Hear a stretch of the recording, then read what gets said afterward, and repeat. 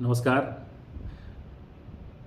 नारायण स्वरूप भगवान श्री कृष्ण, उनके नित्य सखा नर स्वरूप नरश्रेष्ठ अर्जुन, इन दोनों की कथा को प्रकट करने वाली भगवती सरस्वती तथा इस कथा के वाचक महर्षि वेदव्यास को प्रणाम करके महाभारत से ली हुई आज की इस लघु कथा का पाठ मैं प्रारंभ करता हूँ। महर्षि कश्यप और माता कद्रू के 1000 पुत्र हुए, जिन्हें हम सर्पों के नाम से जानते हैं। अंडों से निकलने के बाद दिन दूनी और रात चौगनी गति से इनकी संख्या बढ़ने लगी। एक बार माता कद्रू की बात न मानने पर माता कद्रू ने इन्हें श्राप दिया कि एक आने वाले कलयुग में महाराज जन्मेजय नाम के एक राजा सर्प सत्र नाम का एक यज्ञ करेंगे और उस यज्ञ की अग्नि में होम होकर तुम सभी सांपों को जलकर मर जाना पड़ेगा। यह बात सुनकर सभी सांप बहुत परेशान हो गए।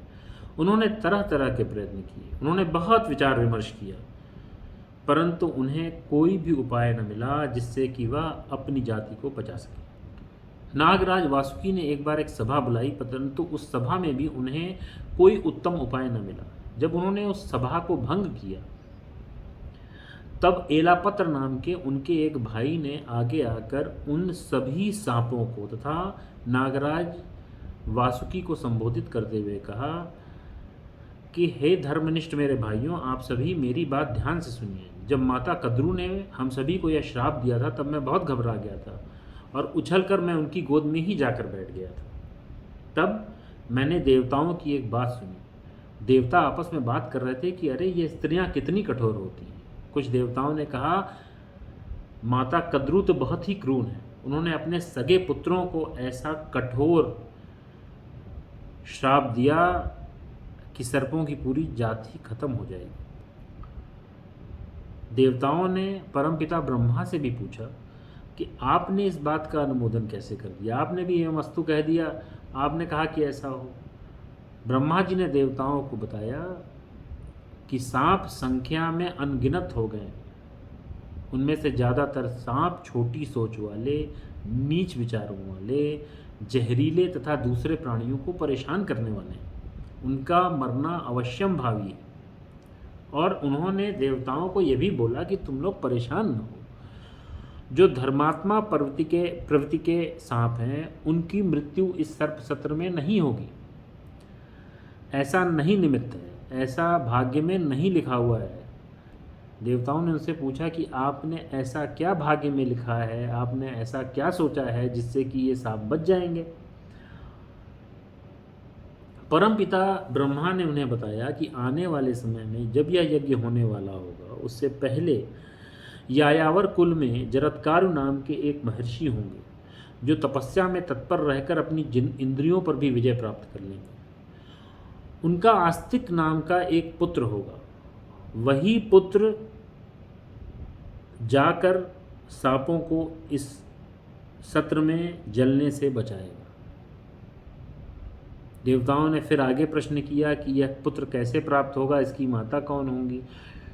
परमपिता ब्रह्मा ने कहा कि इसकी माता का नाम भी जरत्कारु होगा तथा वह नागराज वासुकी की बहन होंगी। इस तरीके से उनका नागराज वासुकी का जो भांजा होगा वो जो है उन्हें अपने मामा को बचाएगा।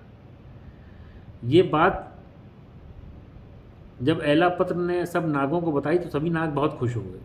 उनको तो ऐसा लगा कि जैसे हो ही गया ये काम।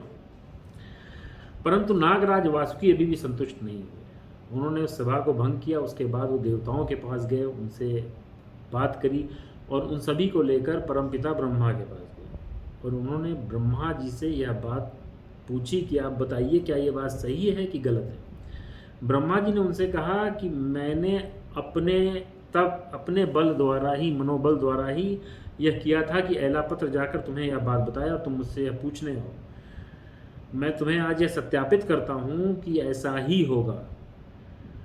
यह बात सुन के महाराज वासुकी बहुत प्रसन्न हुए, वह निश्चिंत हो गए।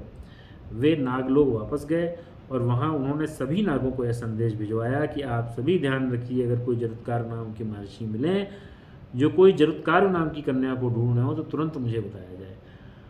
और वह अपनी बहन को, जरत्कारी नाम की एक बहन को अच्छे से उसका लालन पालन करने लगे। सबका ही ख्याल रखते थे लेकिन उसका विशेष ध्यान रखने लगे। और यहीं पर यह कथा समाप्त होती है। इस तरीके से नागों को अपने बचने का उपाय मिल गया।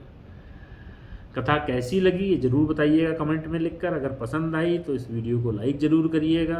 अगर आपने मेरे चैनल को आज तक सब्सक्राइब नहीं किया, सब्सक्राइब जरूर करिएगा। बेल आइकन दबा देंगे तो मैं जब नित नए वीडियो अपलोड करता हूँ तो आपको मालूम पड़ता रहेगा। वीडियो देखने के लिए बहुत बहुत धन्यवाद। पुनः नमस्कार।